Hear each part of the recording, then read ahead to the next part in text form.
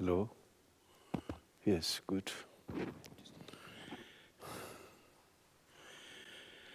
Good morning.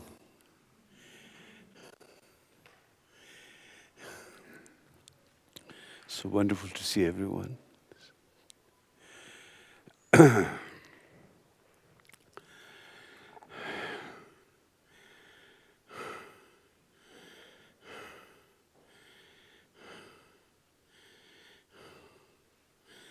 Denver being 1 mile high, so a little bit oxygen.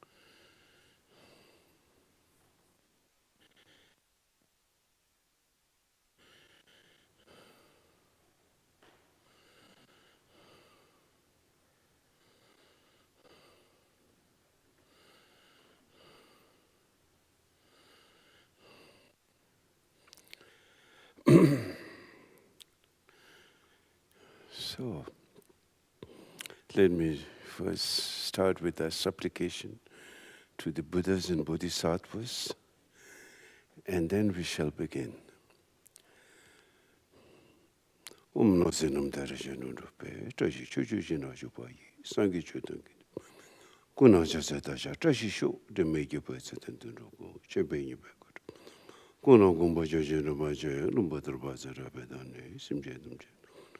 Hisamze bhatsarab trabalde, chansamde beirashi pepe, devarashi bhagel. Jambejano, patento jizin, cherezim hongumba. Seyini bodha banambrase, numgeni babash.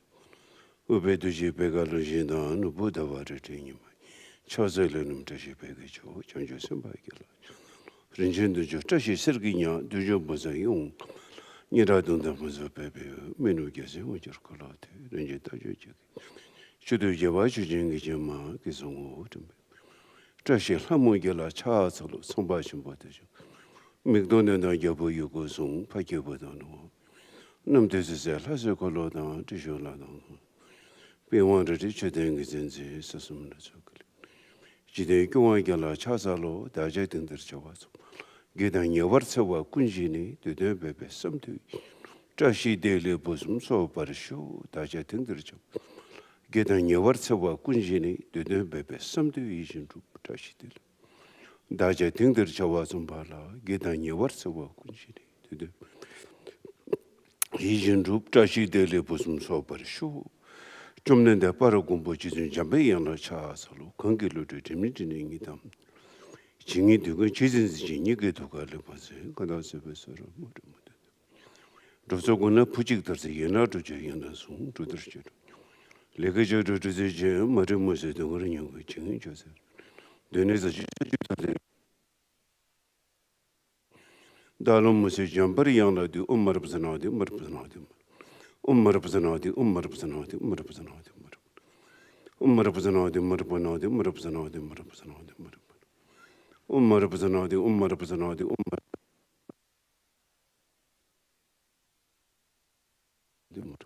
ummarapzanadi, ummarapzanadi, ummarapzanadi, ummarapzanadi, ummarapzanadi, ummarapzanadi, kurgum deshi. Vanzimenci. Gomboje beyan la chasa de kozeta burda. Chungse tiburdone yang gomboje meni. Keme pariyan tongwar shu.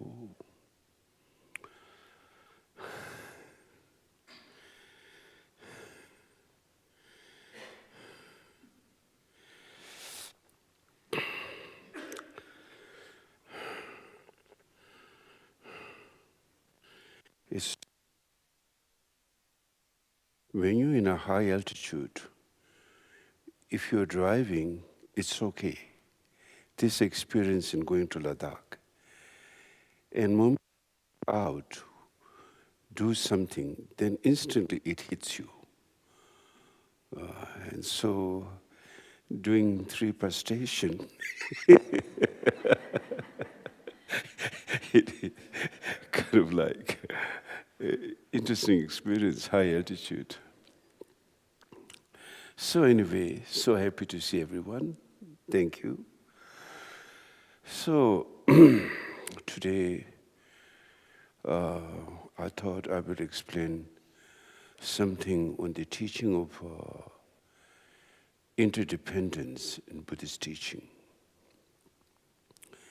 And connecting with the interdependence teaching connected to the Four Noble Truth teaching of Buddha at the same time. So, some also a little bit introduction to the new people about what is Buddha Dharma, the view of Buddha Dharma. They're all different views, but we're all same human beings with one nose here and 2 eyes here. No difference. Sometimes we think, oh, different views, different religion, different ethnicity is like completely different, like we should have a nose here and the eyes here. It's not like that. We're all the same. Absolutely the same. And so it's just how we see things differently. And seeing things differently has both good and bad. If you see things in the right way, there's tremendous benefit. And if you see things the wrong way, there's a lot of harm coming to you, which leads to suffering and confusion. So therefore, it is the responsibility of each and every one of us to find our own liberation through our knowledge and wisdom. If we don't bring our knowledge and wisdom, then we could end up in a wrong view, and that can have a detrimental effect now and in the long run, and long run, future, long run term. So therefore, we all say that we can all agree that ignorance is the main culprit. Of course, we also say ignorance is bliss, but that's not true. Even at that moment, you can get by, but it catches you up sooner or later. So therefore, there is no bliss in ignorance. So now, as far as the teaching of Buddha is concerned, the word Buddha means awakened one. And in the Sanskrit language terminology, there's Buddha and Buddhu. Buddha means awakened knowledge, our mind awakened. And Buddhu means stupid. The Sanskrit word. So,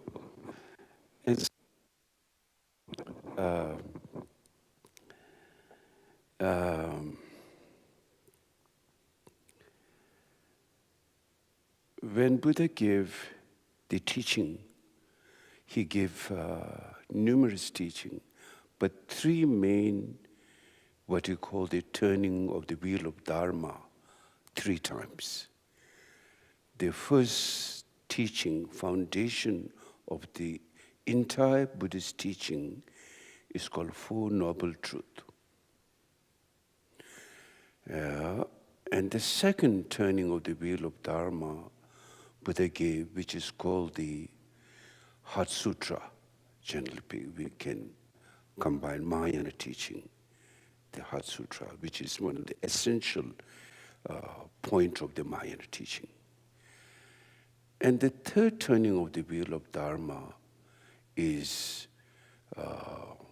he gave the secret teachings. So let me just.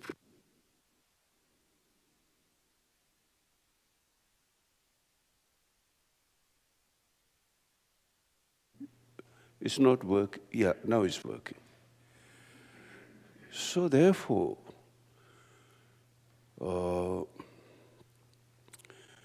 it is in Buddhism, as His Holiness Dalai Lama puts it in a beautiful way, Buddhist teaching is not based on faith. Buddhist teaching is based on discovering reality. That is fundamentally, you have to understand the approach of Buddhist teaching. So therefore, theistic teaching and non-theistic teaching. Buddhist teaching is a non-theistic teaching. In the theistic teaching, which I can say is probably from immemorial times, I think the first very religion probably is shamanistic teaching in this universe. Thousands and thousands of years ago. Worship of sun, worship of moon, worship of trees, worship of water, fire, whatever. That's the, I think, very beginning. If I look at the American Indian tradition of shamanism, and if I look at Northeast India, they're always the same. They have the feathers here, they have the drums, very similar. Looks like it has been from ancient times, how that, worship of nature. Then things progress during evolution, and we can say evolution as things keeps expanding and growing, and different philosophies, different views came. And most of them with the belief that there is a creator. One thing in common, all theistic tradition in common is there is a creator. I think Hinduism is probably very old. Before Buddhism, before Christianity, before Judaism, Hinduism was there, Vedic tradition, all those things. And they also have creator, Bhagawan. And then, so many as coming forward, teaching based on creation and creationism. Then when Buddha came, he first have to study with someone. And his first two teachers were Hindu teachers. And he studied with them, and then he went all the way to whatever the extent they can teach, and Buddha wasn't still not satisfied. And he went under the Bodhi tree, today in India, a place called Bodh Gaya, and he sat under the Bodhi tree, and he said, until I find the truth, whether the earth cracks, whether the flood comes, whatever happens, I'm not going to move from this place. I don't need to explain to you about Siddhartha's life story. You probably know before that. And then when he said, he realized the essence of interdependence. So that's why today I'm saying I'm going to talk on interdependence. So then the first teaching Buddha gave is called Four Noble Truth Teaching. And in the Four Noble Truth Teaching, like ancient Judaism, Christianity, Hinduism, and many more have their own history, origin of how the teaching came in this world. Such as, I didn't witness Moses, but I saw 10 Commandment movies. So there was this slab, and everything started from there. In Buddhism, there was no slab, or there was nothing like Bhagwan or anything. It starts with this present situation called the Noble Truth of Suffering, first Buddha's teaching. And the second is Noble Truth of Origin of Suffering. And the third truth, those two are relative. First, noble truth of suffering and noble truth of origin of suffering are both part. Buddhist teaching are divided into relative.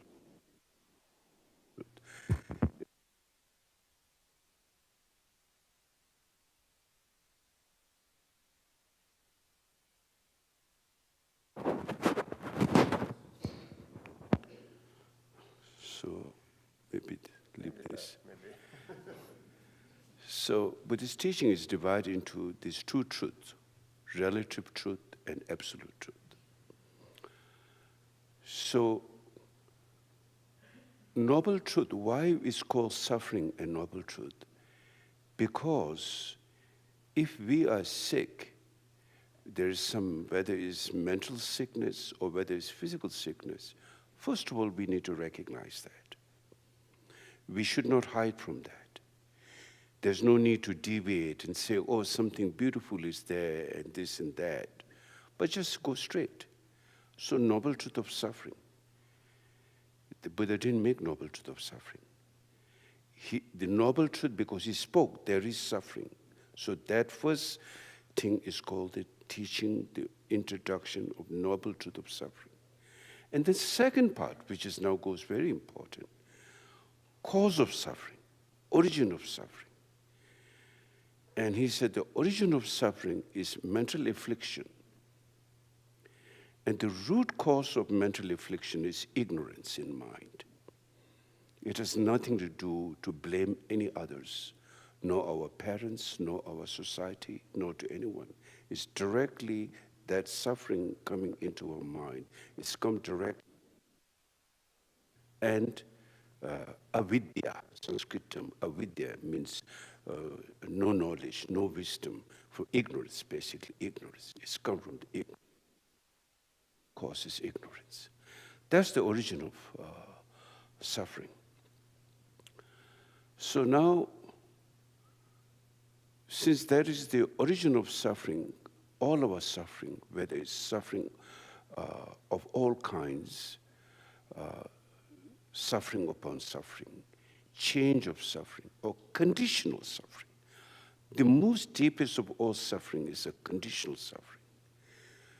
So then, we have to go towards interdependent teaching. So how they're all connected. So therefore, Buddha is not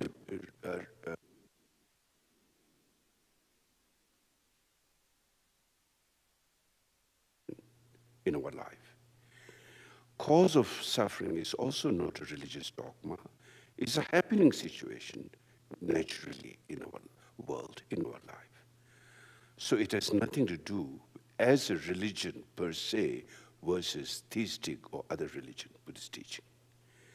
It's very much here and now, the reality, what's happening. So the first two are called relative truth. Then the third noble truth is called cessation. Now, cessation in the path goes towards absolute truth. Suffering and origin of suffering goes towards relative truth. And cessation and the path goes towards absolute truth. Then now, cessation. Cessation is when you stop the cause of suffering, which is basically when you transmute or turn around that ignorant, you cease the ignorant, and then you cease entire happening of that phenomena of suffering, because the cause of suffering is affliction and then avidya or the ignorant. Once you stop ignorant, you stop affliction. And once you stop affliction, all its effect, interdependency, all that stops. So when that stops, then the third noble truth of cessation, which is shunyata, emptiness in Buddhist teaching, that is realized. And that is, in order to realize that, you have to follow the path. That method is needed in order to follow the path, and then you achieve the third noble truth, which is the cessation. And here the word emptiness is connected directly with interdependent. So therefore, now,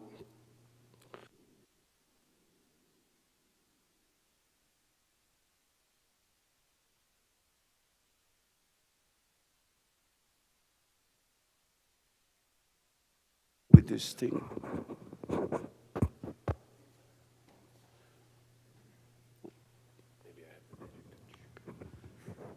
thank you. Yeah, that sounds good, thank you.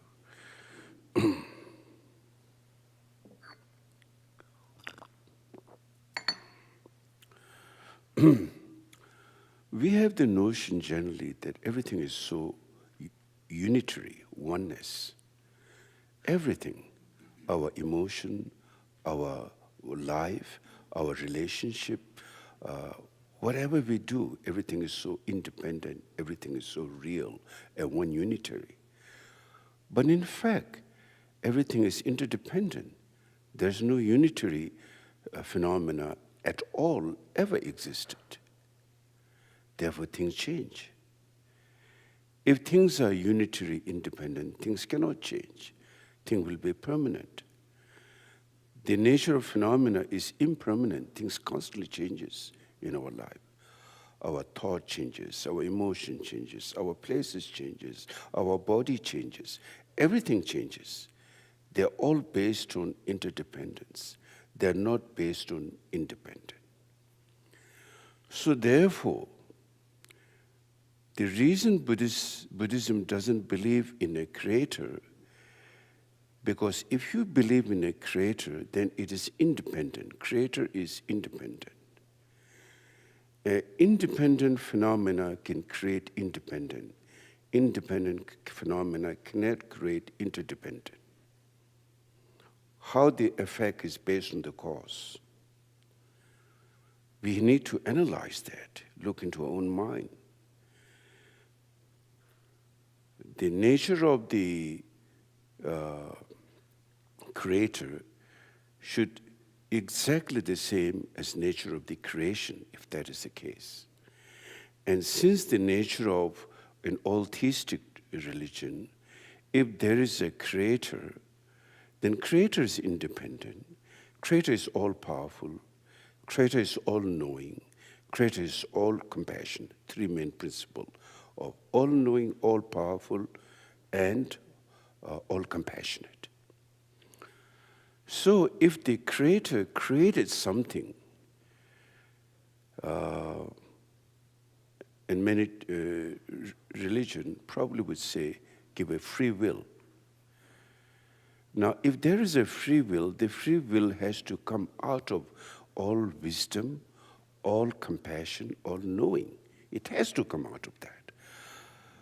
Now, if coming out of all knowing, all compassion, all wisdom, the creation become a messed up situation, it doesn't make sense logically, because they don't correspond to the cause and effect. Effect should be based on how the cause is. If cause is something different and effect becomes totally a different phenomena, then that means there is no relationship between cause and effect, creator and the creation. And secondly, according to the philosophy of creator, then which is independent.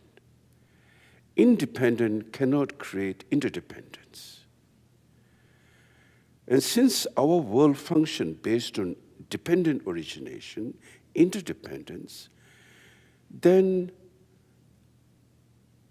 basically cause and effect, according to the theistic tradition, cause and effect has no business at all in life, because everything is independent.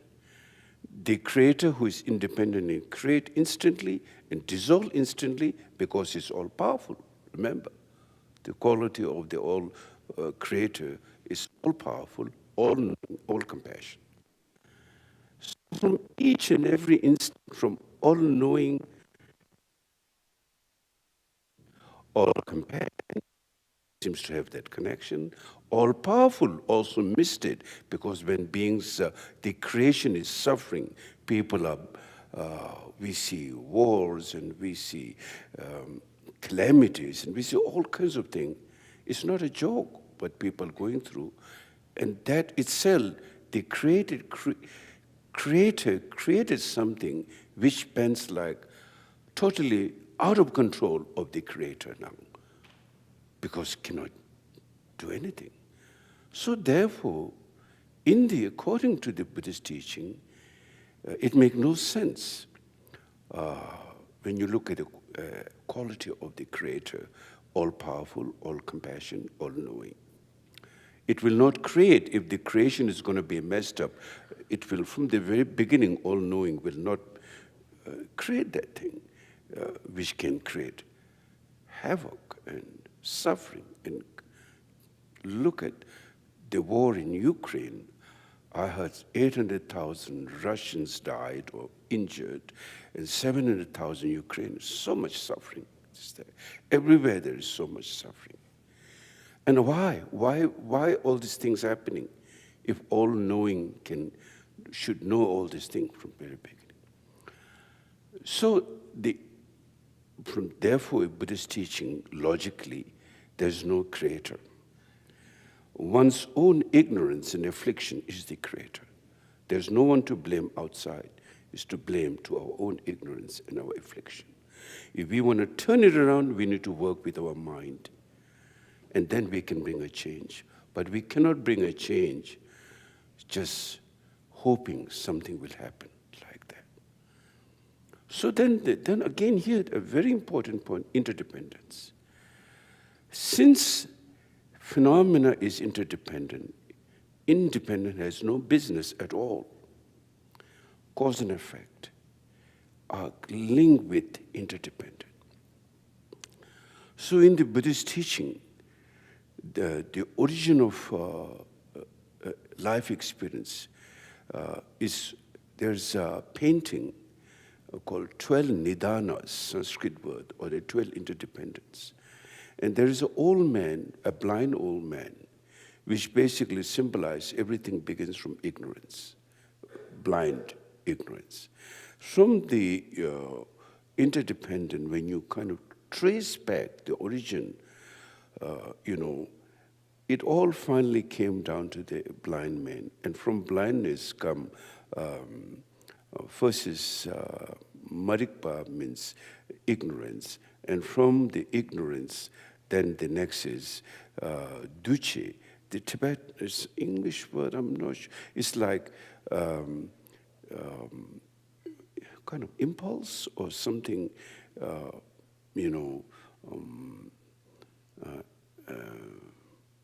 anyway, you can read the books. The word is not coming to me exactly, the English translation, but 12 interdependence cycle. And so that's how we can relate to our emotion. It is nothing outside. It's just relating with our own mind, 12 interdependence. From the ignorance to probably impulse and consciousness, and then name, and then form, like that, so forth. So therefore, those are inner interdependent, subjective interdependent. Then when we look at the objective interdependent, it all finally comes back to the subjective interdependent, because objective is based on your perspective, subjective perspective.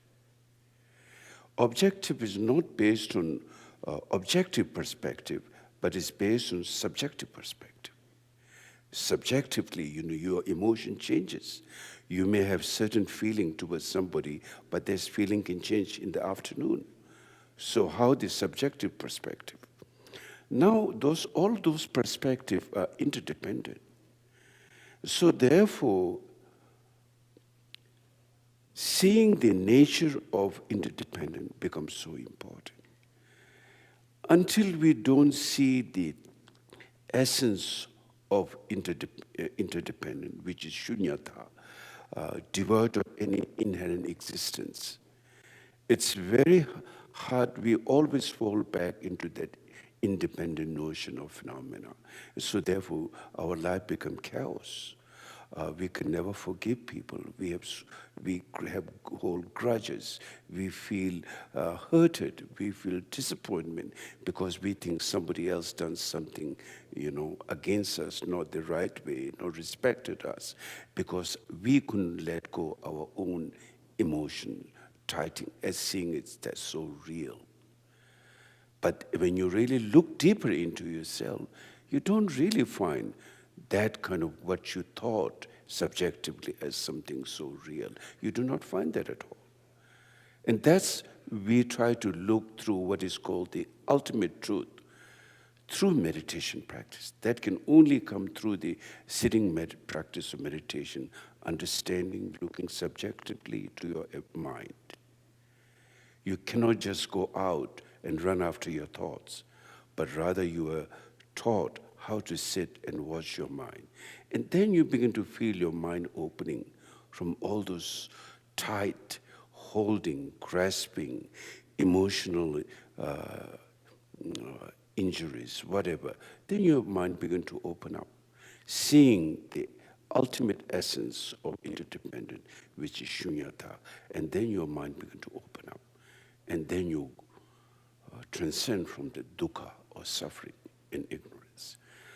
So therefore, practice of meditation become extremely important to understand that. And at the same time, I would really recommend you reading different books, Dharma books, to deepen your knowledge, deepen your understanding of interdependence. Interdependent is, in fact, it says that those who see interdependent, they see liberation. Those who see, we think that we seeing a statue of Buddha is Buddha. That's just one way of seeing, but it's actually Buddha himself said, if you see me as a form, you have not seen me. If you see me as a sound, you have not seen me. That is a wrong view, he said. So what is the right view? By seeing the interdependence, nature, then you have seen me. So this is all, we all like, in one way, definitely also symbolic in life. Sometimes I met one time, a long time ago, a Christian priest, and he said, oh, you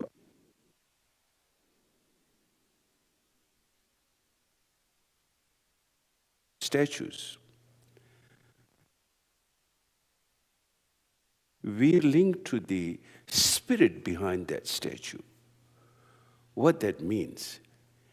If you say that I'm an idol worshiper, you're also idol worshiper, because you have Jesus Christ's cross you're wearing. What's the difference? But I know you're not worshiping the metal. You're worshiping the spirit of Jesus Christ, his compassion, And same thing in our home. We have pictures of our loved ones. You don't worship a paper. You think about those moments you spend time together, that spirit, that situation, what happened. So you see, no need to get confused on that. So Buddha said, if you've seen me as a form, as independent, you have not seen me. If you've seen me as a sound, also you have not seen me. If you see me as interdependent, this is all through this statue, or pictures or art. Why art is so important? Then we go behind that essential meaning, whether it's loved ones or whether it's deep philosophy or whatever. Then you connect to your mind to that. That is the whole meaning of that. It's a skillful meaning. So Buddha very made clearly, if you see me as a form, you have not seen me. If you see me as a sound, you have not heard me. So we need to go deeper and understand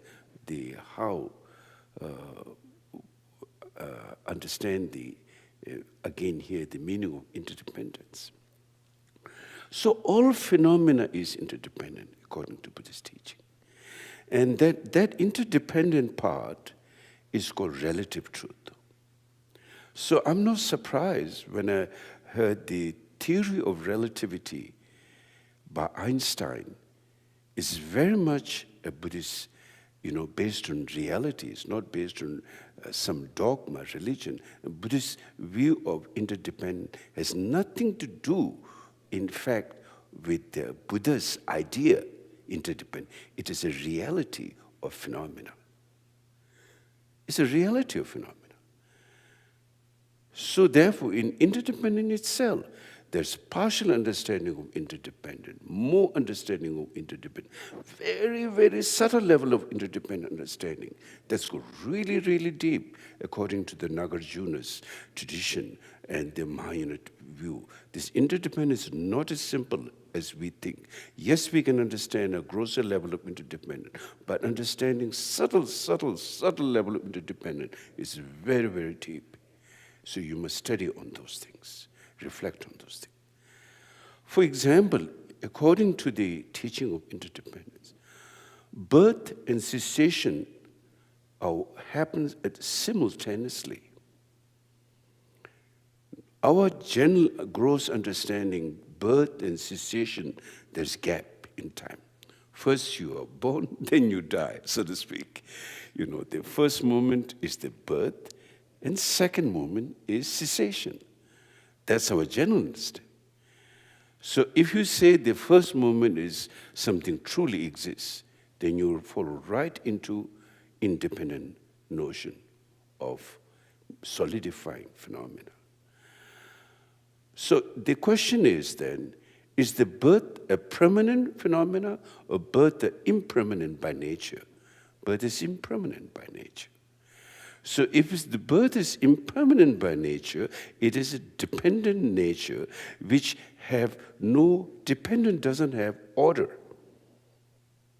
There's no boss in interdependent. This is the first, like a hierarchy. There's no hierarchy atom. Subparticles don't have a hierarchical.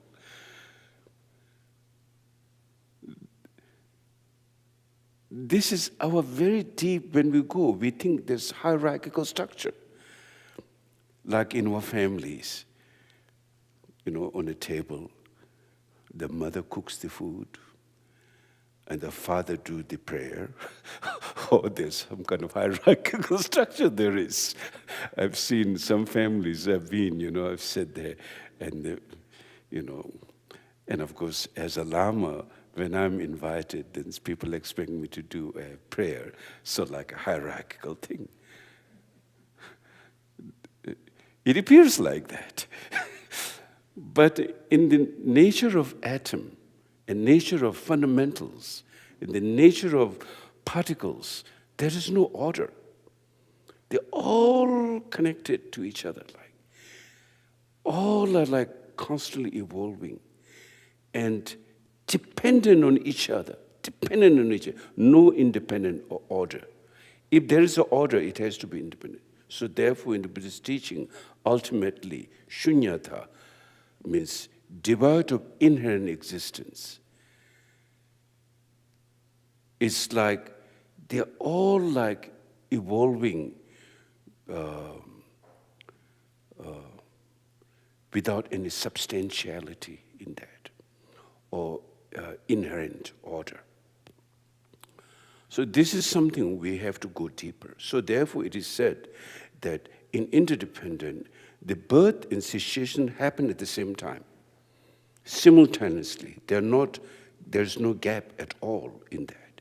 It appears like gap for us who are so used to this dualistic structure in our mind. But in reality, when you really go deep, they are like one. It happens at the same time. Otherwise, the order of interdependence will no longer be there. You can say that. So this is very, very deep. Interdependent teaching is the essential of the Buddhist teaching. And therefore it is said, whoever seen emptiness have seen interdependent. who ever seen interdependent have seen emptiness. Anything is possible for one who sees emptiness. Nothing is possible when we have not seen emptiness, meaning the essence of interdependence. Now, in certain, like, for example, the entire realization, nirvana, liberation of Sharvaka Yana, Hinayana level of teaching, and the Mahayana teaching, are all through realization of interdependent. They gain realization through interdependent by seeing the 12 nidanas, I just explained earlier, pointing out to the blind man, the ignorant. They all gain through that interdependent realization. Question is how deep and deep and deep one is able to catch that. In fact, according to the Sharvakayana, Hinayana Theravadan tradition and the Mahayana tradition, in the Mahayana tradition, there is the word emptiness, shunyata, Sanskrit word. In the Hinayana tradition, there is no word shunyata, rather no self, which comes to the same point to some extent, because no self means no independent self, and emptiness means devoid of any independent state, but doesn't mean nothingness. It really doesn't mean nothingness. Therefore, those who, if you try to meditate nothing, that is dangerous. If you try to meditate nothingness, nothingness becomes object, because objectively you're holding to something. And then maybe it is important at the very beginning to certain people whose mind is so much strongly engraved into this notion of independent. But if you keep making your mind into thinking nothing, nothing, nothing, you will become stupid at some time. You fall into a nihilistic view, nihilism, nothingness, no good, no bad, no cause, no effect, no past, no future. That's called nihilism, and that is a very dangerous view. Because when you look at the mind nature has a clarity. When we go very deep, we call clear light, fundamental goodness, basic goodness. Since mind nature has a clear light, that's mean mind has expression. If there is a sun, there is a sunlight. You cannot have a sun without sunlight. You cannot have a fire without heat. You cannot have water without wetness. So these are characteristic of elements. Fire is heat, water is wetness, earth is firm, and fire is heat, for example. And the space is open, 5 elements. So therefore, since mind is expression, that is interdependent. Interdependent phenomena functions on the expression of the mind, which is the vision or appearance. You see yellow color, blue color, red color, foam, mountain, trees, water. That is the vision. That is interdependent, part of your mind coming, where the interdependence arises. And of course, interdependent essence is devoid of inherent existence. So this is very, we need to really study and find out whether that really makes sense. Is things and phenomena independent or things and phenomena interdependent? And then finally, why that, go to the absolute truth. Earlier I was explaining there was relative truth and absolute truth. Relative truth, again, very, very important to understand. Our happiness, sensorial happiness, relative happiness, sensorial happiness, relative happiness, which we all live day to day. Very few understand the absolute truth. Very, very few. Of course, your nature is the absolute truth, clear light. But in order to realize, You got to work hard. But in the meantime, it's not hopeless. In the meantime, how to make your life, a holistic life, a wholesome life, a joyful life, a happy life, it all depends on compassion and affection, which is also interdependent. For example, your happiness, whether it's your form, feeling, a beautiful sight or beautiful music, whatever, all comes from your friends, your family, your society, your country, So therefore, all the more reason why you should, get back to them open. Otherwise, you will block yourself from receiving that love and affection. It's relative truth. It's relative. They are not absolute. It can change. Whatever it is, it will change. And it will change. We all know it does change.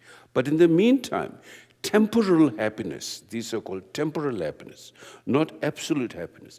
Temporal happiness comes from good heart, loving kindness, is the only cause how we can achieve that.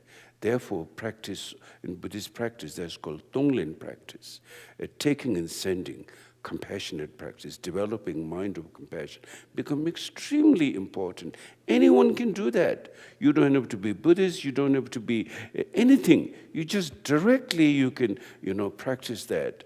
And through that method, you will develop more warmth and kindness and love and affection. And through that, your will become a very joyful life, a happy life, and a meaningful life, even temporarily. And without that, with aggression and self-centered, and that's very difficult then. Impossible. Impossible to make a joyful world. Impossible.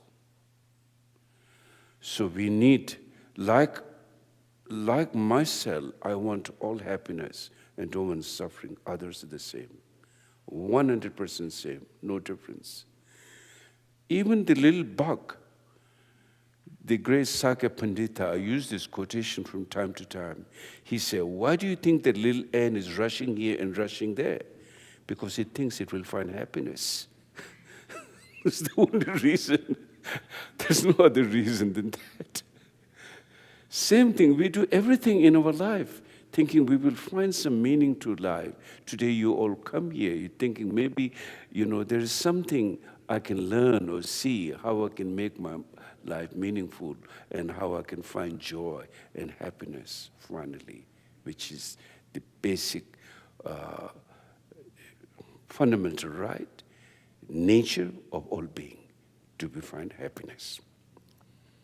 To sum it up, whether one is smart or stupid or whatever it is, everyone wants happiness. There's no difference in that.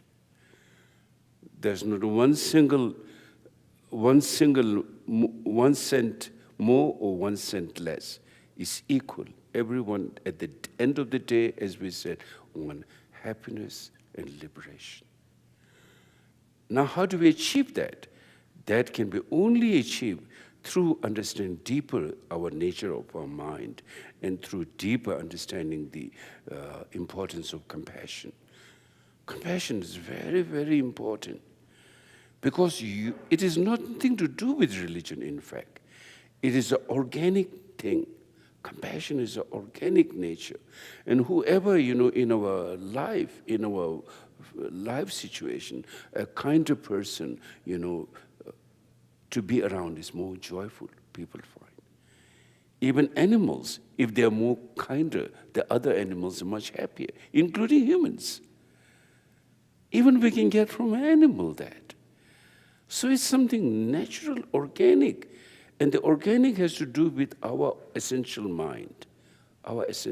If the essential mind is not organic, that will not work. Then it's like robot, artificial intelligence. I was talking because now today there's a lot of talk on artificial intelligence. And so I said, in the future, there is no need for teachers now. You can have a robot, put him close there, and you turn which teaching you want. Or meditation, okay, it will speak even probably better because millions of information is put inside. But still it will not work because there's no organism. And actually it was very interesting.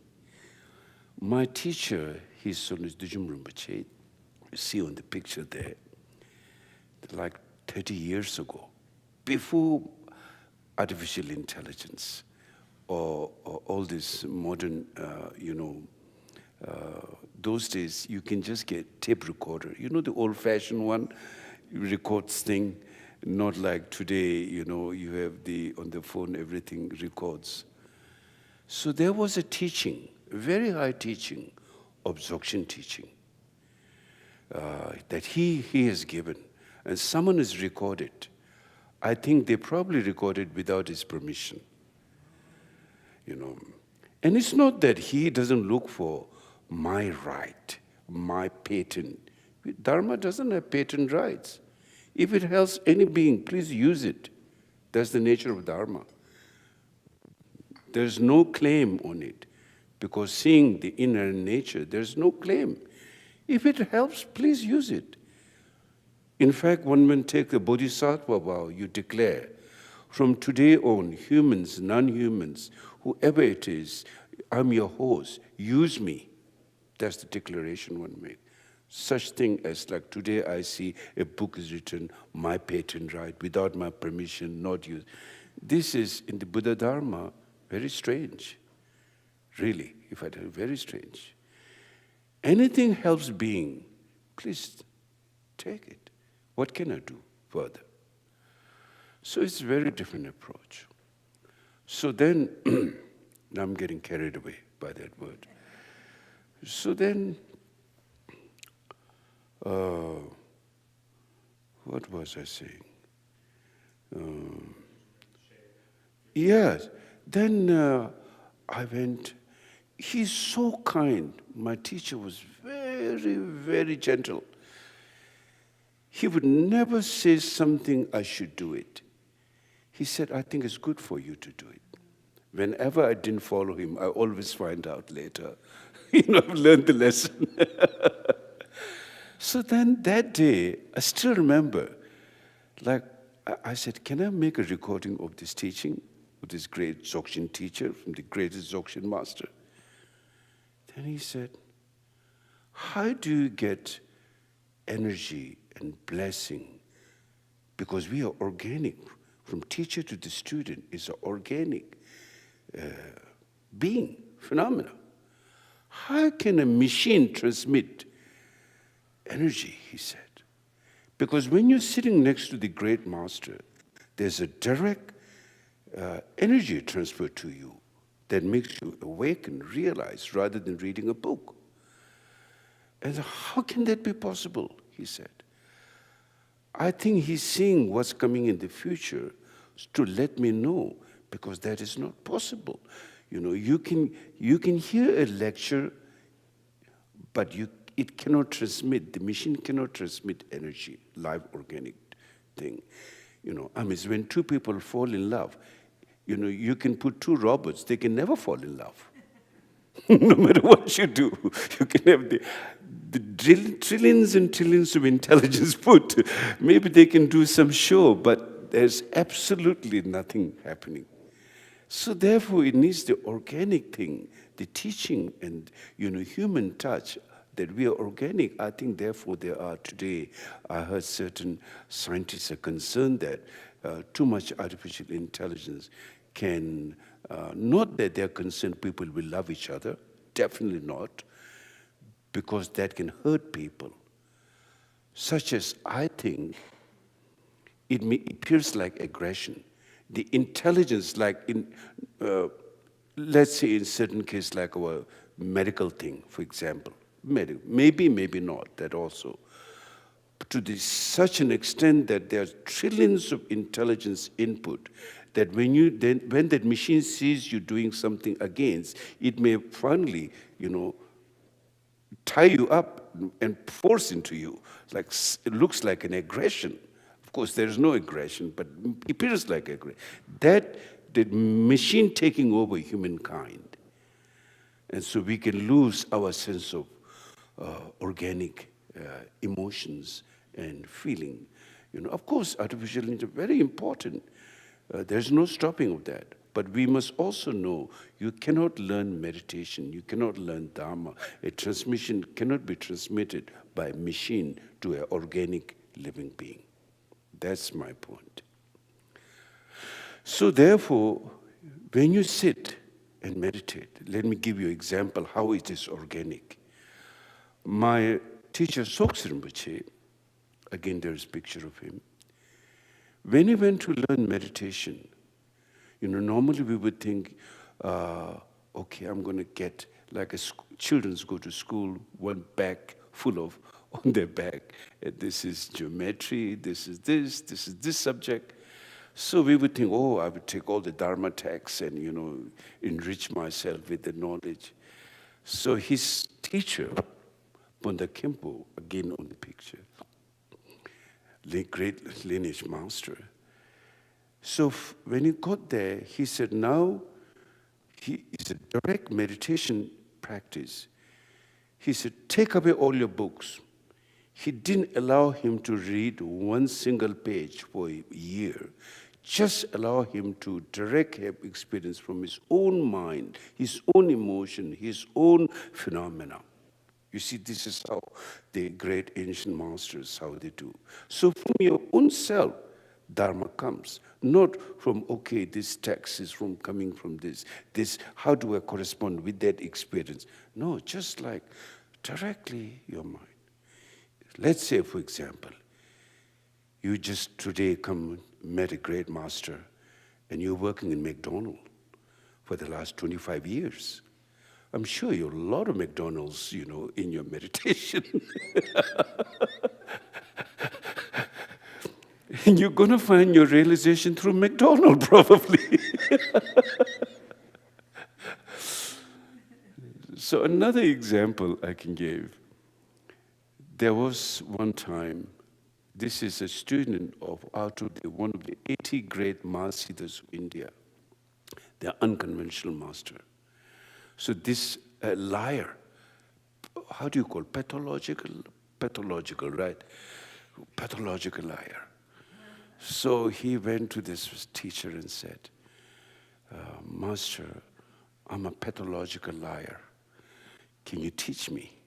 While he was saying that, he lied to his teacher also right on the spot, because he's a pathological liar. I don't remember the word, but someday if I remember, I can bring what he said. But he just lied to his teacher on the spot. Then the teacher said, you meditate that everything is a lie, because we have the notion of independent, everything's so real.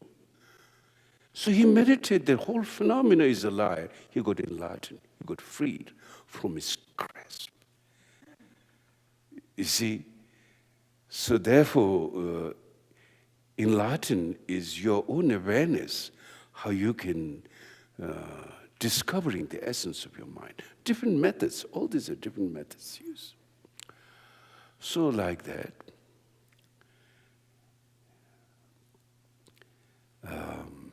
so he did Rinpoche did meditation for a year without reading one single page.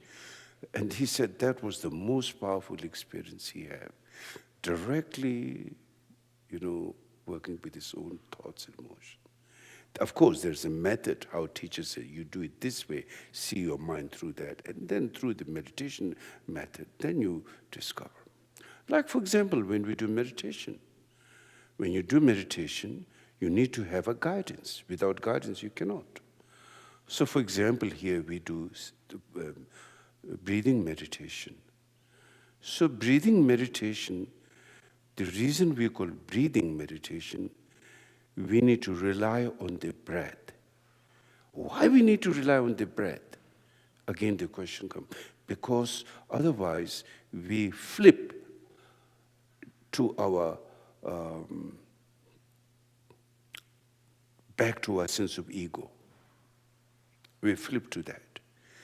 So even the breath is an ego, subtle ego. In some sense it is. Breath is also a subtle sense of notion of yourself. Oh, my breath. If I out of touch with the breath, if I forget I have to be with the breath, then I will be lost. So you see, you still have to play with that's called skillful mean. You be kind. That's what means compassion to yourself. To say, oh, you got to the Buddha mind right away. That's not possible. You still have your emotion. You still have your subtleties. So you work gently with that. And then gradually, then you open up. For example, when we meditate, even there's some level to develop. At the beginning, there's heavy-handedness in our meditation.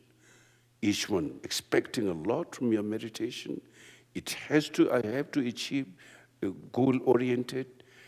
My time is precious. You put so much into it. And then poor meditation, your mind is just like beaten up. You're supposed to come and let free your mind, and you just beat your mind so much that, in fact, you feel relieved when you get out of the meditation. It's over now. It's not supposed to be like that, but it can happen. So therefore, there's a saying, meditate, but don't expect too much. The lesser you expect, the better the meditation. The more you expect, the heavy-handedness you put on your mind towards that will block your mind. So just meditate, just like carefree, not careless, carefree. It's there, but free. Don't expect results or too much hope and fear. They will create the afflictions and negativity. So just, okay, whatever it is, I sit here. So when you sit, very simply, you sit on the zafutan or chair, and you said, on this zafu is my body, in my body is my mind, and my mind relaxes. It's like a cowboy ropes, they loosen up when they throw like that. You loosen up your mind. And then you relax. And then you go to the breath. Without anything, beginners cannot handle the mind because your mind is used to just going wild. Your mind is like a wild horse. Some say like monkey mind, some say like wild. It's just like gone wild. So therefore, in order to bring the horse, you need a rein. Same thing, in order to bring your mind to grounding level, you need to have, a method. And method is breathing. So your mind is with breath. And there's no big deal with the breath. You will breathe naturally. Breathe out, breathe in. When you breathe out, your mind is with that. When you breathe in, your mind is with the breath. But no uptightness, no heavy-handedness, very important. Just simply there, that's it. And then when you do that, of course, a thought will arise, whatever it is. Past, present, future thoughts, whatever will arise. It's not possible for mind to not have a thought.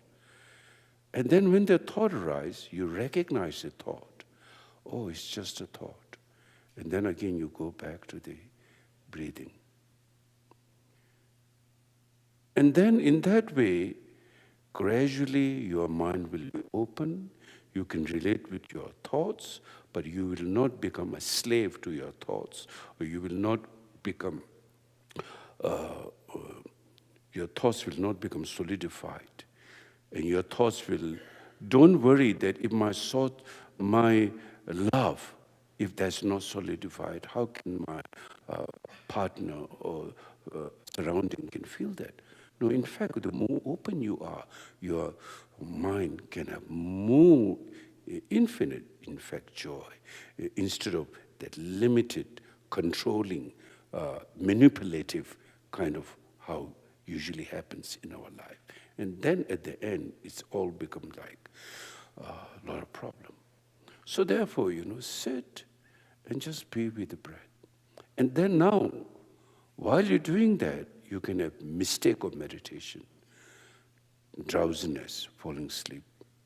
That with hindrance of meditation. You need to wake up, not to fall under that influence. And then too much thoughts. Too much thought, you cannot control thoughts. Then when that happens, you will try to control your thoughts. You will try to suppress your thought. No need to do that also. Don't suppress your thought. Just allow it. Sometimes just allow it and just sit. And then that thought will calm down like its energy, when it wears out, it will come down. So traditionally in the book it says, it's like a cow. How do you tame a cow? You just give it a big meadow and the cow will keep walking, running, and finally it get tired and flop down.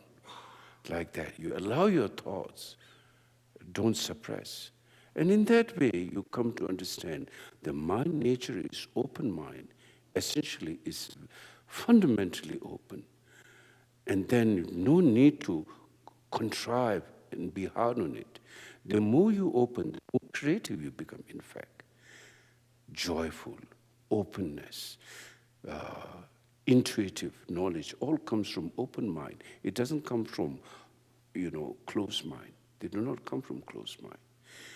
Whether intuition, whether it's joy, whether it's clarity, whether it's artistic view, all come from open mind. And that comes from meditation practice. So very important to have meditation. If you do like 10, 15 minutes a day, every day, you will see the effect. How your whole day, you're more happy, more joyful, everything is not that deadly serious. You have more compassion, in other words, instead of aggression. Your aggression level will go down, and your sense of, deeper sense of perspective, really, deeper sense of perspective. From our selfish, lot of ego, and which is your biggest enemy?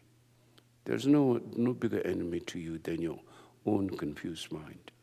Your confused mind is your biggest enemy. In the Mahayana Sutra teaching, it explained, your physical enemy, the worst it can do you is cut your arm or kill you, let's say. But your mind can make you suffer in this life, in future life, in past life, in continuous day and night. This affliction is your biggest enemy. So therefore, only you can transform that. No one else can do that for you. So therefore, you can do it through the practice of meditation and through Tonglen practice, such as exchanging, joy and happiness, give others your joy. And that first thing to do that practice is start with your parents, your mother, who is so, without your mother, you will not be here, and your father, and particularly mother's compassion goes through a lot more than father in some way. I'm not saying father doesn't go through, but what the mother goes through. I asked one of my students, she has few kids, and I said, how much you sleep? She said, no sleep for a number of years at the beginning. And his student, Dalai Lama one time mentioned, he said he was traveling in a plane one time, and he saw there was parents and two kids. And the kid was crying and crying. At the beginning, father was also there. But then later, father fell asleep at night, and the mother was one who was looking after all the time. So, mother's kindness, when you really think about, when you get offended, angry to your mother, when you really deeply reflect what my mother went through for me to be here, my happiness, even drinking with friends, enjoyment, is my mother's kindness, my parents' kindness. And if we don't understand that, and we against them, and not pay our kindness in the right way, definitely it will affect your life. You will not be happy in your life. and then your children's and future generation, they will also not treat you because cause and effect, negative karma creates. And then with the karma, is again very interesting. Of course, nothing happens without a cause. It's all due to our own cause. But when something nice happens, we say, oh, it's a good karma. We are very happy. But if something bad happens, it's your karma. Nobody's like to hear that. It's bad karma. People don't like to hear that. I've noticed that. So I just keep quiet sometimes. It's a word you don't want to talk much about it. So anyway, so let's do some sitting practice now.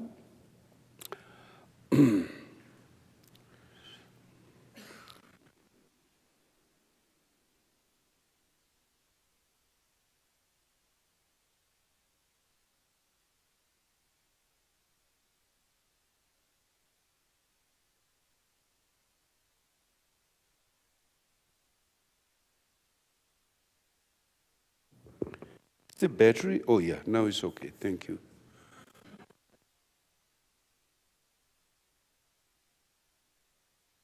Or zafu, and then think about on this zafu or on this chair is my body.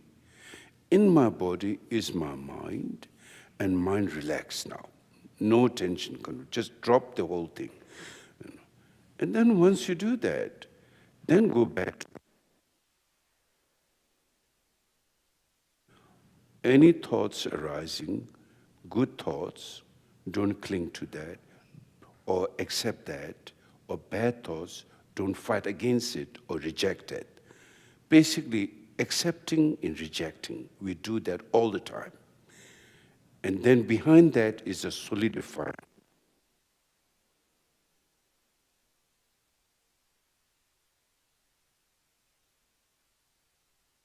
Or reject. This pattern of duality has made us a slave. So here you want to make it like loosen up, like open up instead of being bounded by that. So just sit and watch.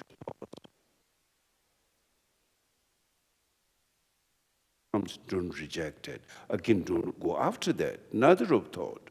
Just see that, simply see that, and simply it will dissolve by itself. It's like a cloud in the sky. A cloud may appear all kinds of shapes, dark clouds, white clouds, in between colors cloud.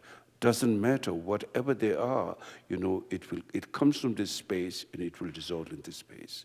Same thing, whatever comes from your mind, it arises, and when you don't cling to that, it will dissolve by itself. So simply watch your mind and just sit.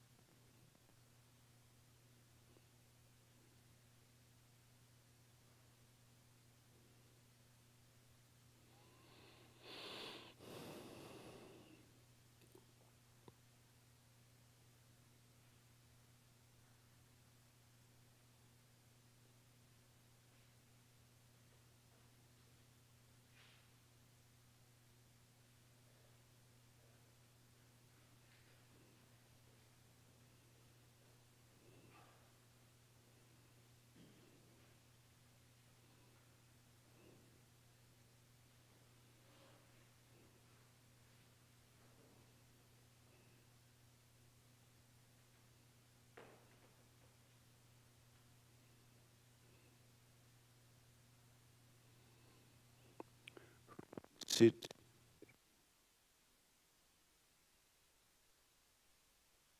Your mind is also sitting here. And while you're doing sitting practice, you should not be analyzing different ideas.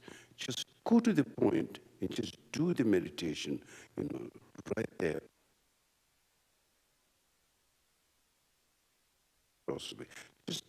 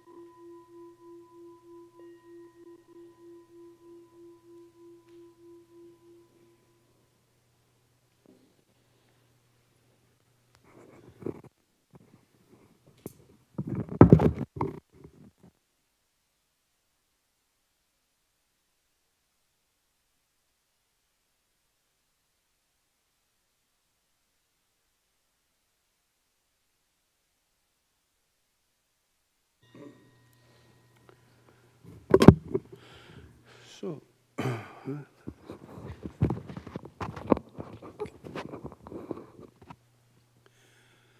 so if you have any questions, we can have a discussion now.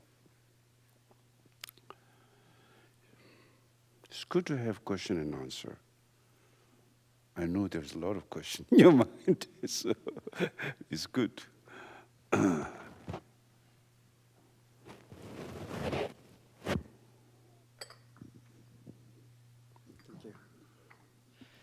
So my question is, how can you love someone being attached? Say that a little louder, please. Okay. So is it possible to love someone without being attached? Absolutely. When you really look deep inside, attachment, as far as love itself is concerned, attachment has nothing to do with love.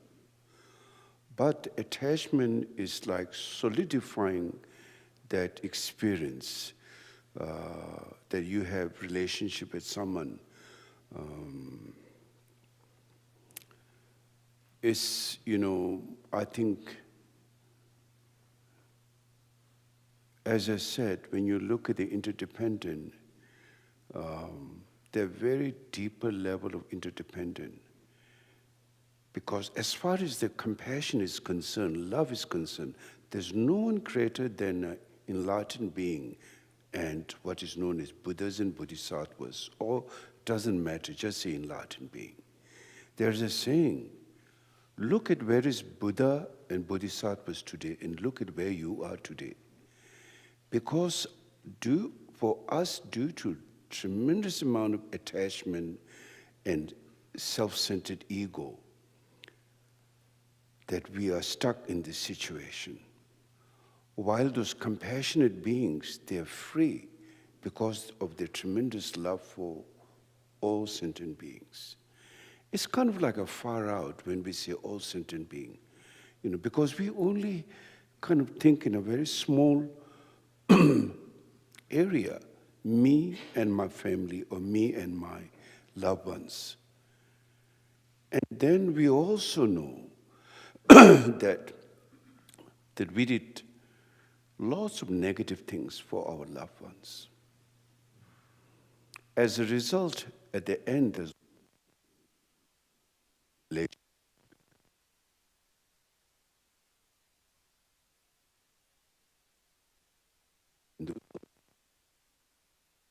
community as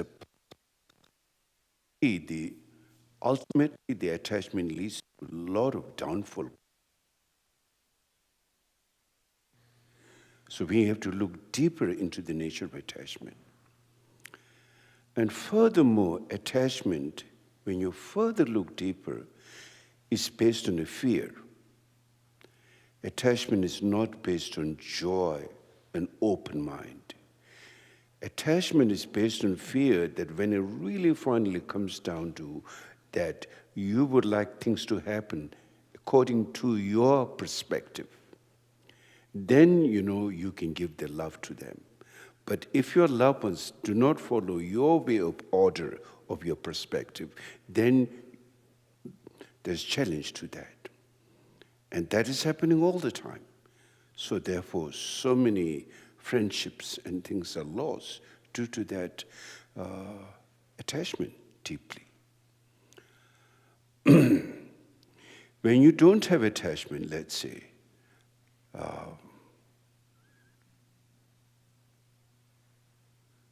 there's tears of love. Like we hear, in the Christian tradition, like the Mary, crying Mary, some statues in Europe, crying Mary. That is, in Buddhist tradition, Avalokiteshvara, Bodhisattva, compassionate Avalokiteshvara. When you see the very essence of interdependence, then you really see the reality. Then when you see those who didn't see that, there's right there in their mind, they don't see that. tremendous outpouring of love to the point tears comes out. That tears love comes without attachment. That coming from deep sense of awakening realization. We don't have that. For us, if our loved ones do it our way, then it's okay. Otherwise, my way or the highway. That happens a lot, right? Yes, it does happen a lot. Most of them, 99% is my way or the highway. So that's the danger of attachment on the long run. So, of course, now when in other terms, when we talk about attachment, then it's really looking deep in a long run. You can't get rid of attachment just like that. Even in meditation, I was just explaining, the breathing that you're relying is still attachment, isn't it? You're relying, because you just can't get, you can't just move to like enlightened mind on the spot. Even your nature is like a sunshine, but it's clouded in the meantime. So you have to go skillfully, It's like when you pass through a dangerous zone, you need bodyguards, you need military, you need police, and all guards to take you out of the danger zone. It's like that. You just can't go, going to war in ancient times. Today, press of a button, everything will be blown out. But in ancient times, you go to war fighting with spears and swords, you need armor. Without armor, then you'll be killed on the spot. Same thing, you have to work very skillfully with your mind. Being there, but not get, as I said, the method here, don't reject the bad thoughts or don't go after the good thoughts.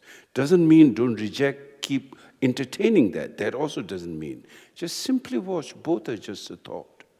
There's a saying, if a white dog bites you and a black dog bites you, injury is same, there's no difference. That's how the conceptual emotion can do like that. So you just see that. And then you will feel a deep sense of, because you have been freed from ignorance and affliction, you will find joy. And then genuinely caring and how to work with yourself, with that skillful compassion will arise. Otherwise, you'll be guided by your own emotions and affliction. So then again, the question comes, free will here. I guess it's a very interesting concept. We all talk about free will. And of course, we all want to have free will. According to the Bodhisattva Yana path, or according to when you really look deeper, your afflictions are not really free will. You don't want to have affliction. Nobody wants to have affliction. We can all agree on that. Nobody wants to be ignorant. Nobody wants to be being neurotic. But we are. We're influenced by that. We are trapped by that. Our decisions are made by Lord through that perspective, right? It is. And that is creating a lot of problem in our life. So is that a free will? It's not a free will. It's called influenced by affliction. Our thoughts and emotion influenced by affliction. Therefore, we need to transform that work with the mind. And we can do that because that negativity has no inherent existence. Reason is, it's a cloud temporarily, or it's like a habit. So you can cleanse it out. You can change that through meditation practice. Is the most powerful. So it's called the power of others. Traditional word is power of others. Your emotions and thoughts are powers of others, mean influence under the power of afflictions, habituated under the power of affliction. Therefore, your mind follows that because your habits follows that. So is that a free will? Question is, It's not a free will. You don't want to be like that. You don't want to be under the influence of your affliction and habits, but you got no control. You know, no choice. You just follow based on those thoughts. And then when through meditation you transform, you change. So therefore it shows that those negativity are not inherent part of you. They are not in the nature of you. Your basic inherent nature is basic goodness. All beings, because when you look at the interdependent essence, it's devoid of any inherent existence. Like I was talking, the particles have no, they're all simply interdependent without inherent existence. So, you know, whether it's subjective or objective reality, its fundamental is basic openness, basic goodness. When we sit and meditate, we experience our body, you know, heaviness. But those who really advance meditation, like in shamatha meditation, they can experience particles. We don't experience particle right now. Like we still like lump up like of this body as a whole grows. But those who are very highly trained, they can see, not just mentally making, but they can really see particles, how they're just moving. Very deep level. And then what is known as the rainbow body. Through the Dzogchen practice of meditation, when people die, their body dissolves into, particles dissolve into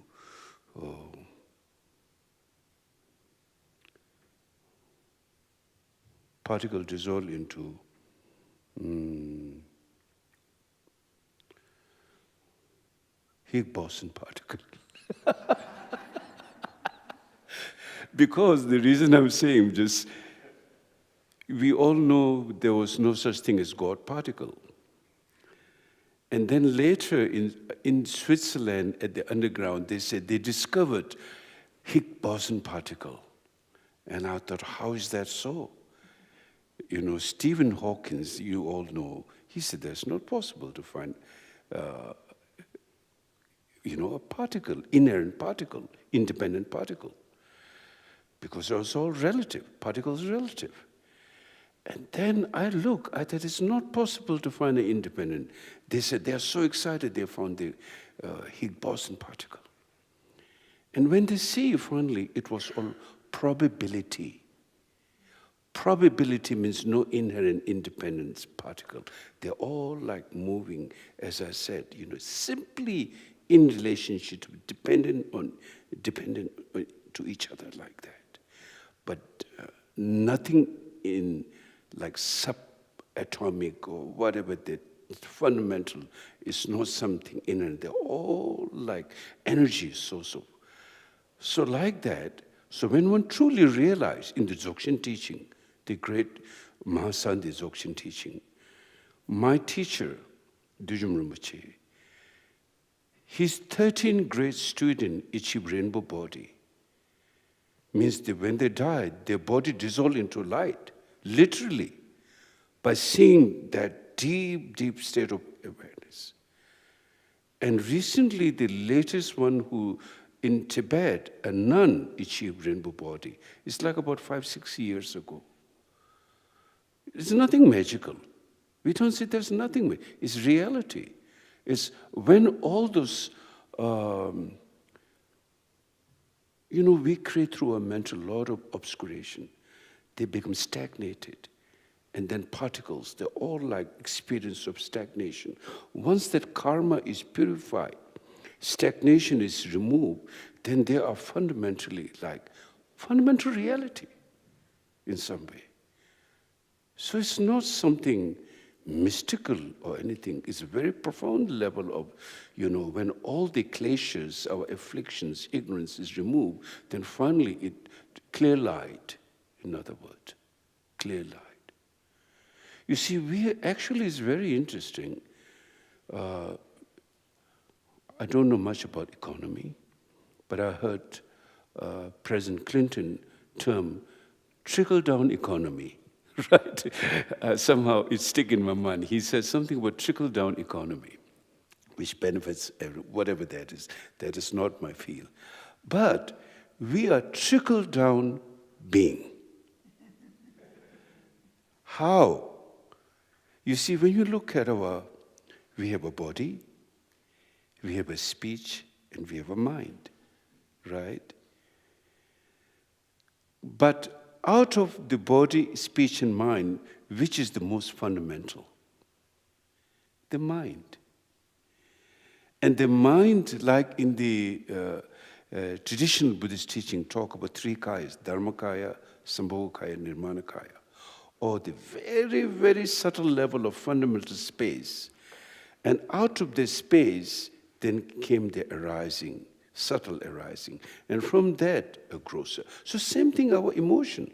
Something builds up very subtle at the beginning level, then it's become a little bit more grosser, and it becomes finally very gross, which is called Nirmanakaya, or like, your actions and everything on that. So it is said that in the cosmology, in the Buddhist cosmology, it says that being descended from the higher upper realms and went down. Like at a time there was no sun and light, that each being of their tremendous merit, the light comes of their own body. Then as this emotion and affliction goes more grosser, then we build up more grosser form, and then subtle form to subtle little bit grosser, and then finally very gross. And so that's where you're stuck. So same thing if you look at the dream. People do learn dream yoga, the dream practice. So in dream, you're able to recognize your own dream in this yogic practice of dream yoga. We don't recognize dream as our dream. We see that as something very real, solidifying.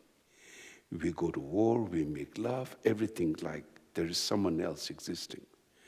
But for those yogis and yoginis, those who develop dream yoga, they see the dream, they recognize the dream in the dream. That's a big change.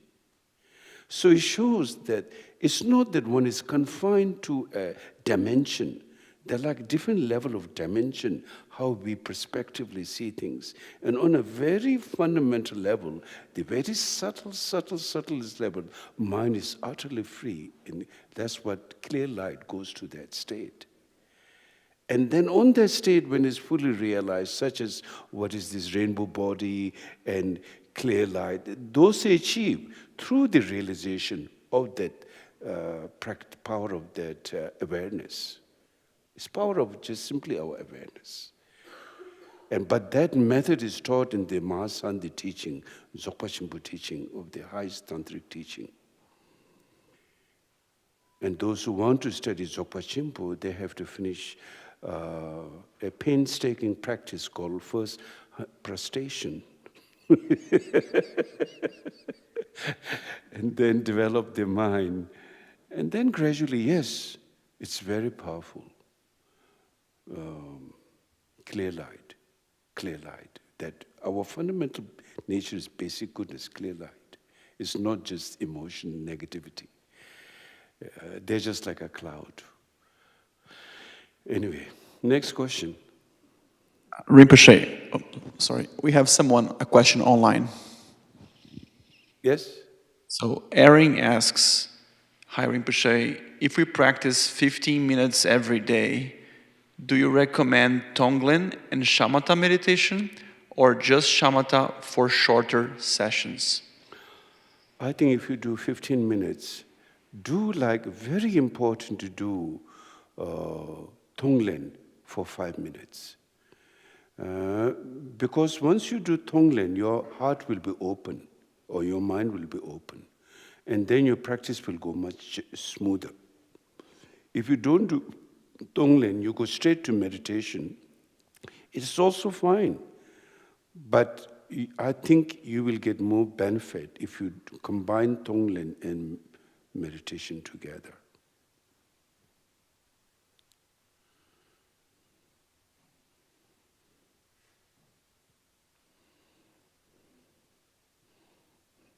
Here.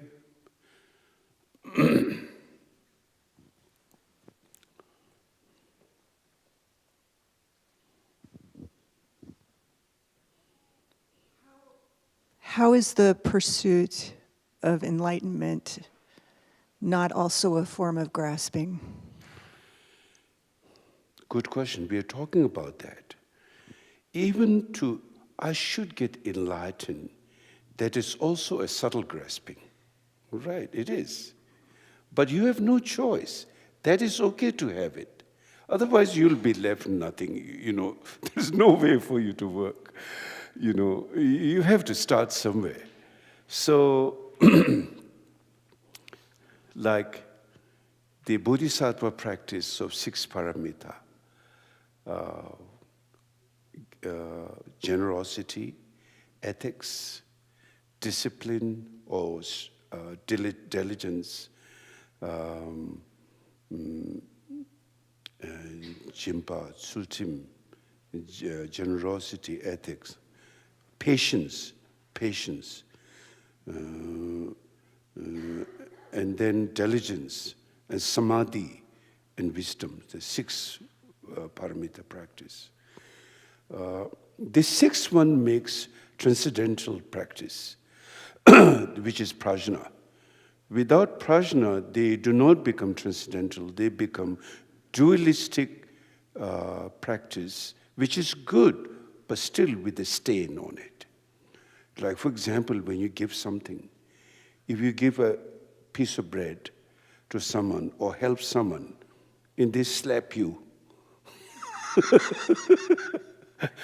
you're not going to feel very enthusiastic in working on that, right?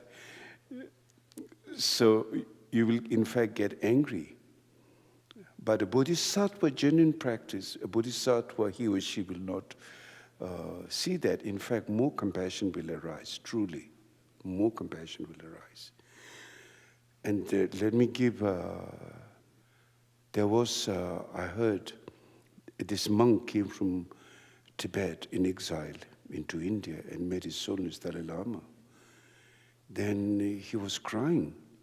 And he told Dalai Lama, said, what happened? Some terrible thing happened in your family? And no, he said, almost when his guards were torturing, he said, I almost lost my compassion. So, it's not easy. So the practice of generosity, ethics, diligence, patience, like when we are patient, it's a relative patient. There's an absolute patient and a relative patient. There's an absolute generosity and a relative generosity. But the whole 6 paramita goes with relative and absolute. So therefore, you have to work according to your mind. For example, if you feel like, you feel challenged, then don't go in that place because you will be trapped in that. It will bring aggression to you. It's better to stay far away. But if you can really change them, you should go and help them. But if you cannot change them, you should keep a distance, skillful being. So you got to work according to your level of mind. Yeah. So a little bit of, you need the desire to work with your affliction, to remove that. You need that. Otherwise, you will always be trapped in that. So that's okay to have that. It will wear out by itself. It's like a car tire. You keep driving. Finally, the tire will wear out by itself. That notion of self will dissolve itself because it's not in the fundamental nature of your mind. If it's not in the nature of your mind, then it will not be there. It's just temporarily. You can see. It doesn't have a valid ground. It's a habit. It will go away. But if it's something engraved in your nature, you cannot change that. And we know we can change that. We can transform. Next. Yes?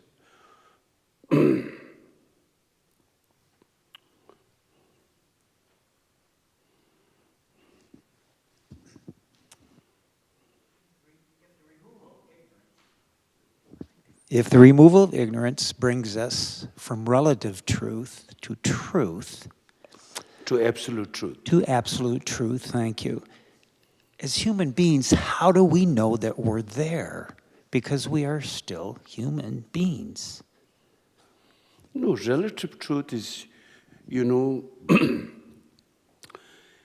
being is a relative truth, isn't it? So if there is a relative truth, you can also see, because it's relative, the very word relative shows it's not absolute, isn't it?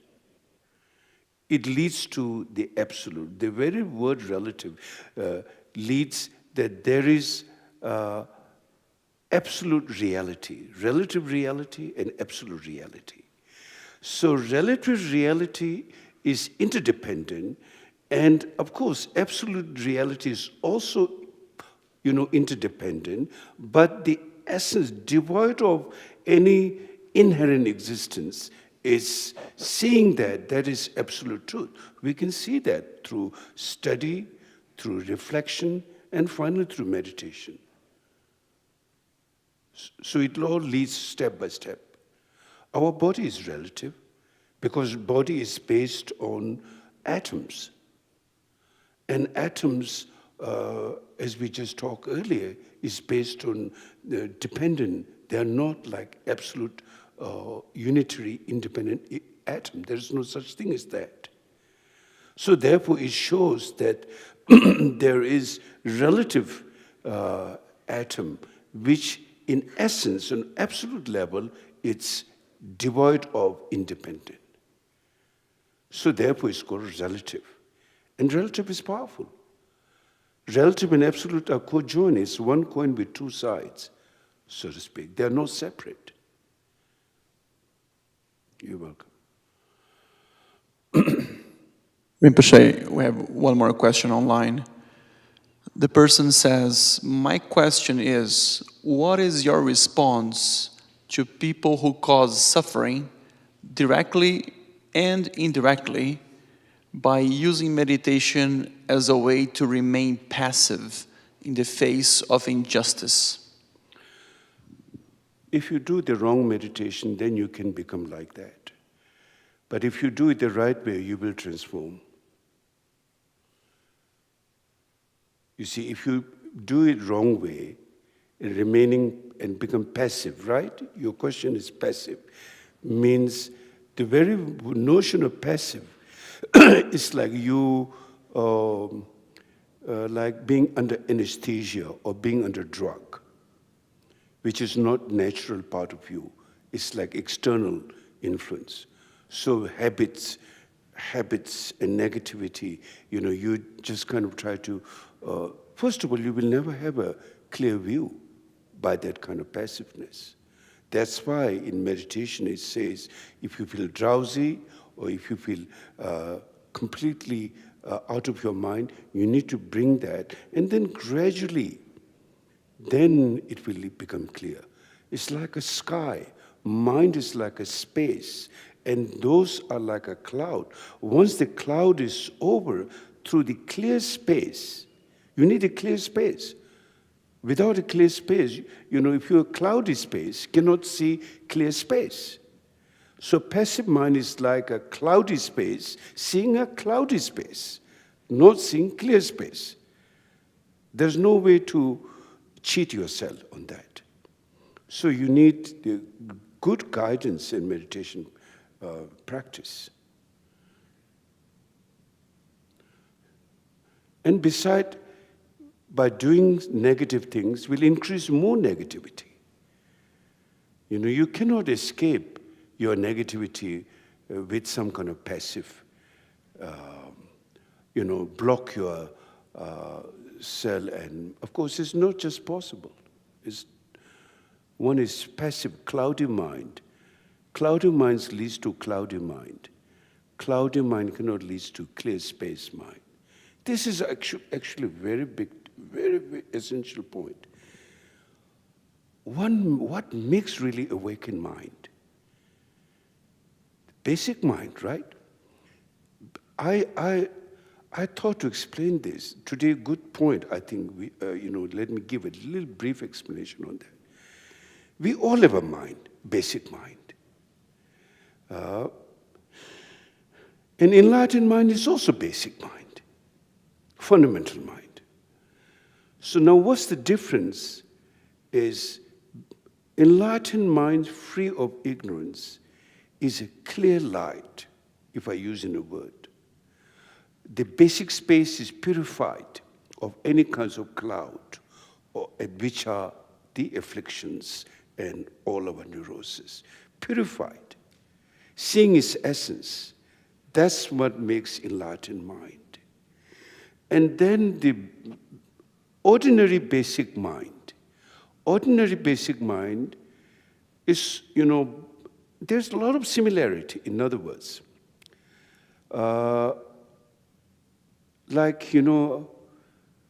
During the daytime, we all go out, we do things.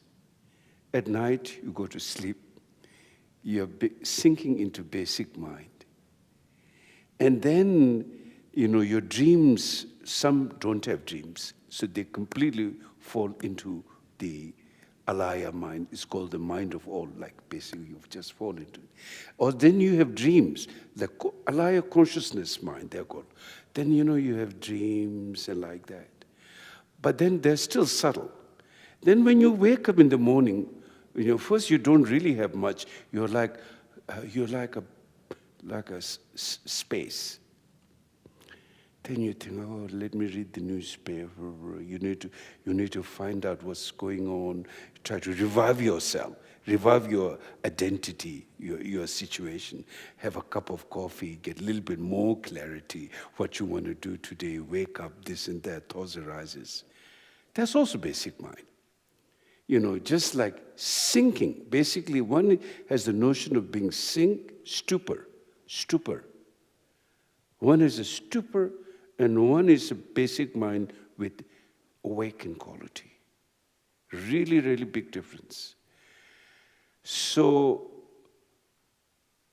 when you do meditation, I usually recommend don't close your eyes. Because closing eyes is helpful to some beginners, but in the long run is not that good. Because you are shutting your senses so that you don't get bothered by forms and sounds and whatever. Some may put earplug, or close your eyes.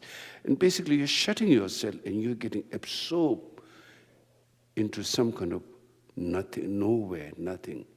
That's stupor mind. That's dangerous to do.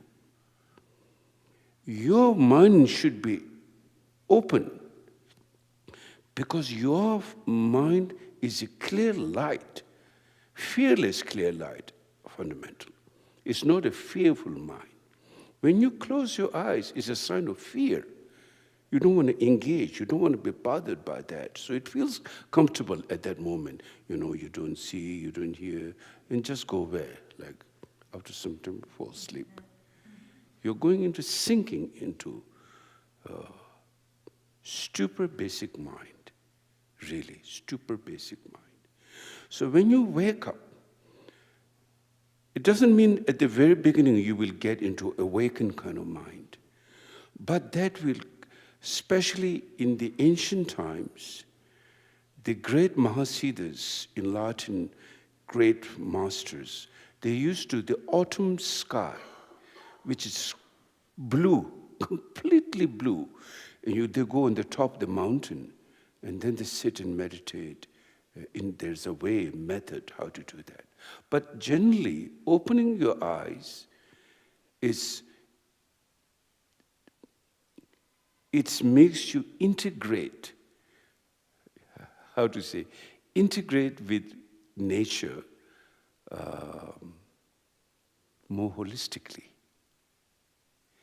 Integrating with nature more holistically means you will not be neurotic. Your mind, emotion, thoughts will come and dissolve and able to preserve its basic sanity, basic goodness. That's what happens through, doing the meditation the right way. And if you do the meditation the wrong way, then you fall into basic stupor. So it's really the question of basic stupor versus basic awakening, enlightenment. And that's how you have to be skillful, how you do meditation. Okay, thank you very much. Let's do world peace prayer. Let's please, I think collective prayers are very powerful. So let's really make a prayer today. The world is going through a lot of chaos and suffering. So may all of this suffering may come to end, and may all our, world leaders and all have great compassion and wisdom arising from their mind, and may there be peace. Let's make a prayer in that way.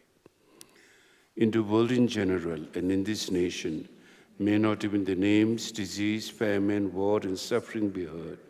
May virtues, qualities, and merit and prosperity greatly increase, and may continuous good fortune and sublime well-being perfectly rise. In the world in general and in this nation, may not even the names, disease, famine, war, and suffering be heard. May virtues, qualities, and merit and prosperity greatly increase, and may continuous good fortune and sublime well-being perfectly rise. In the world in general and in this nation, may not even the names, disease, famine, war, and suffering be heard. May virtues, qualities, and merit and prosperity greatly increase, and may continuous good fortune and sublime well-being perfectly rise.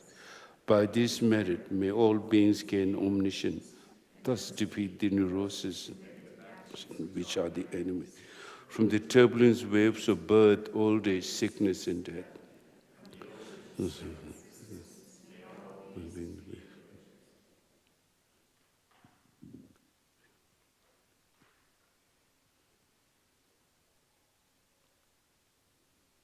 Thank you very much. Okay.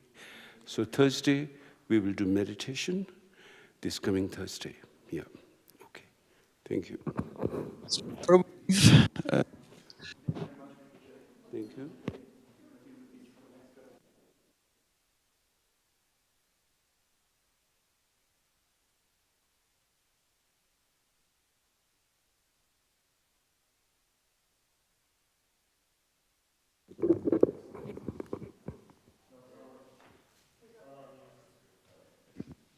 Today.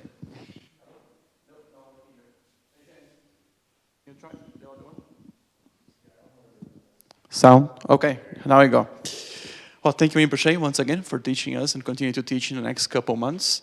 We just want to thank you all for coming today. It was really nice to see so many of you here today in the room, but also online. We had a huge presence online with over 40 people, Rinpoche. And we will have many different programs with Rinpoche in February, March, and April. So take a look at the website, if you could. We also have a meditation retreat with Rinpoche starting on March 21st until the 23rd. It's going to be here in the center. So please join us for that. Thank you very much, everyone. Thank you. Thank you.